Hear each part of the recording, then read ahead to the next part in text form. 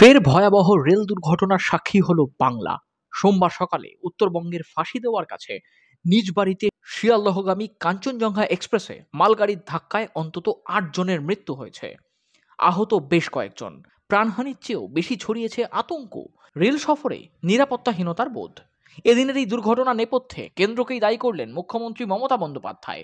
সোমবার সন্ধেবেলা উত্তরবঙ্গ মেডিকেল কলেজে আহতদের দেখে সাংবাদিকদের মুখোমুখি হয়ে তার বক্তব্য, যাত্রী সুরক্ষার দিকে একেবারেই নজর দেয়নি।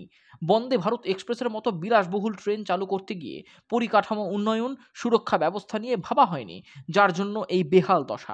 আমার এসব বলতে খারাপ লাগছে, কিন্তু বলতেই হচ্ছে, রেলের চূড়ান্ত গাফিলতির পরিণাম এই দুর্ঘটনা। অন্যদিকে রেল দুর্ঘটনায় যেসব মানুষেরা মারা গিয়েছেন তাদের আত্মার শান্তি কামনা করে মোমবাতি মিছিল করলেন ব্যারাকপুর পুরসভার ২ নম্বর ওয়ার্ডের পুরপিতা সম্রাট তপাদার।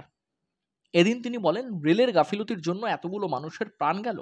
যারা মারা গেছেন তাদের আত্মার শান্তি কামনা করি, যারা আহত হয়েছেন তাদের দ্রুত সুস্থতা কামনা করলেন তিনি।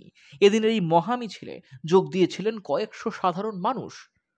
দেখুন, আজকে সকালবেলায় আমরা ঘুম থেকে উঠেই যখন পবিত্র ঈদের খুশিতে সামিল হতে যাব, ঠিক সেই সময় একটা শোক সংবাদ আমরা বিভিন্ন চ্যানেলের মাধ্যমে, বিভিন্ন প্রিন্ট মিডিয়ার মাধ্যমে আমরা দেখতে পেলাম। এনজিপি স্টেশনের আগে কাঞ্চনজঙ্ঘা এক্সপ্রেসে একটা ভয়াবহ দুর্ঘটনা ঘটেছে এবং সেই দুর্ঘটনায় আনুমানিক প্রায় ১৫-১৬ জন মানুষ নিহত হয়েছেন। অনেক মানুষ আহত হয়ে পার্শ্ববর্তী হাসপাতালে ভর্তি আছেন। বারংবার রেল সেফটির কথা বলা হয়, কেন্দ্র সরকারের তরফ থেকে রেল সেফটি নিয়ে বড় বড় প্রতিশ্রুতি দেওয়া হয়, কিন্তু সাধারণ মানুষের দর, আজকে নিহত মানুষের দর ঠিক করে দিচ্ছেন ২ লাখ টাকা করে কেন্দ্রীয় সরকার। তাই স্বাভাবিকভাবেই